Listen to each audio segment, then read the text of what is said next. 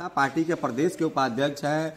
कहीं ना कहीं मैंने देखा जाए तो बहुत ही फास्ट ग्रो हुआ है पार्टी। दीपावली मैंने बीते हुए हमको नहीं लग रहा है कि 2-2.5-3 महीना भी हुआ है, लेकिन उसके बावजूद भी ये पार्टी का जो संगठनिक ढांचा है वो हर प्रदेश में बन चुका है। इसका श्रेय कहीं ना कहीं आरसीपी बाबू को ही दिया जा सकता है, क्योंकि वो जैसे कि जेडीयू में रहते हुए कार्य किए थे और उन्हीं के नाम पर जेडीयू का जो आगे का मैंने देखा जाए भविष्य भी सुधरा। आपने 16 सीट भी जीते हैं, उनको उस समय केंद्रीय मंत्री भी बनाया गया। सर क्या कहना चाहेंगे, आपकी पार्टी का विस्तार जिस तरह से बढ़ते जा रहा है? ये तो पहले से संगठन का काम करते आए हैं और जो उनके साथ जो लोग जुड़े हुए हैं वो लोग भी सांगठनिक ढांचा को मजबूत करने वाले लोग ही हैं। अब जैसे कि हम लोग पिछले महीना दिसंबर में जो जिला की बैठक की उसमें हम लोग एक प्रारूप तैयार किए थे। क्योंकि पहले से उनके साथ बैठना था, हम जानते थे किस आधार पर काम होता है, तो हम प्रारूप तैयार किए और उस प्रारूप पे काम किया। और उस प्रारूप में है कि 31 मार्च तक सिवान जिले में 8 विधानसभा है, तो अमूमन 50,000 एवरेज यानी 4 लाख सदस्य बनेंगे और पूरे बिहार में करीब 1.25 करोड़। और इसी चीज़ को जो 3 जनवरी को जो बैठक हुई मुजफ्फरपुर में, तो किसी कारणवश हम तो कुछ निजी कारणों से नहीं जा पाए, लेकिन अनीता जी गई हुई थी।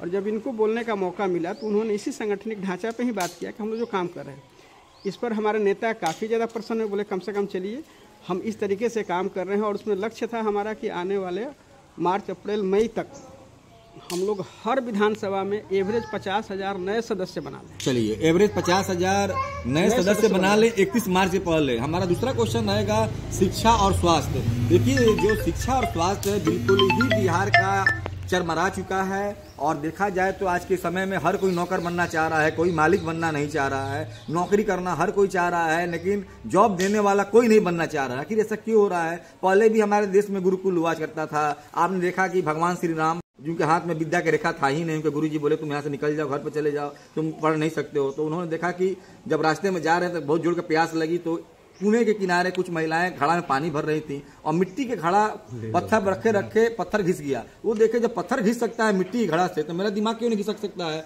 तो उन्होंने उसी समय चाकू से अपना हाथ की लकीर बनाकर गुरुजी के पास गए कि नहीं गुरुजी मैं पढ़ूंगा, और वो उस समय व्याकरण के संस्कृत के रचनाकार बने। तो सर आपको देखिए तो बिहार में जो शिक्षा का स्तर है क्यों नहीं इसका स्टैंडर्ड बढ़ रहा है, क्या कारण है इसका?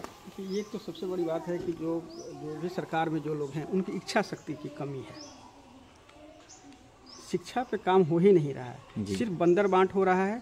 और देखिए इसी धरती पे फ्रांस एक देश है, वहाँ पर जो शिक्षक होते हैं VVIP के रूप में आता है।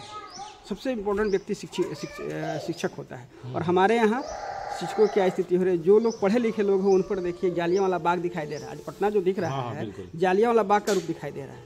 इस तरह से इस ठंड के मौसम में पूस के महीने में पानी के बौछार दिया जाए। क्या किए हम लोग? कौन सा अपराध कर दिए हैं वो लोग? उसको पानी सिर्फ न्याय ही तो मांग रहे हैं। किसी भी व्यक्ति हो या संस्था हो या सरकार हो, उसका इकबाल इसी बात पे होता है कि आप न्याय के प्रति कितने सजग हैं। चलिए न्याय के प्रति कितने सजग हैं। और जालियांवाला बाग की घटना याद आ रही है 1919 की, अमृतसर में किस तरह से जनरल डायर ने 1600 से ज्यादा हम देशभक्तों को भून दिया था गोलियों से। निर्दोष निहत्ते हमारे जो क्रांतिकारी थे। तो देखिए आज वही यहाँ पर भी देखने को मिल रही है कि बच्चों पर पानी की बौछार दी जा रही है, वही पुष के महीने में जो सबसे ठंड महीना है। उसके बाद देखा जाए तो किस प्रकार से वहाँ देखिए कि आंदोलन को कुचलने का प्रयास किया गया।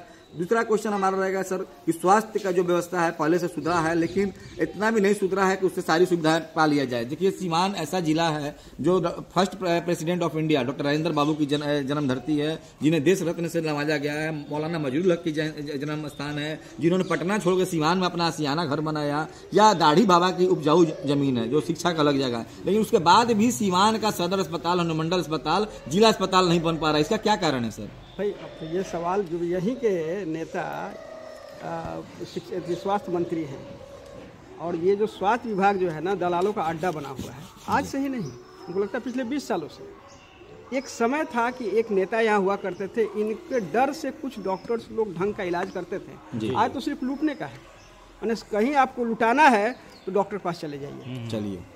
चलिए ठीक है, कहीं लुटाना है तो डॉक्टर के पास चले जाइए। कहीं ना कहीं जो ये महंगी जो इलाज हो रहा है इस पर लगाम अगर नहीं लगा तो हमारा जो प्रदेश है, हमारा जो जिला है और भी पीछे जाएगा। कैमरामैन राजू जी के साथ मैं दीपक कुमार, टुडे सफर लाइव, BSN लाइव, नया दृष्टिकोण, सिवान।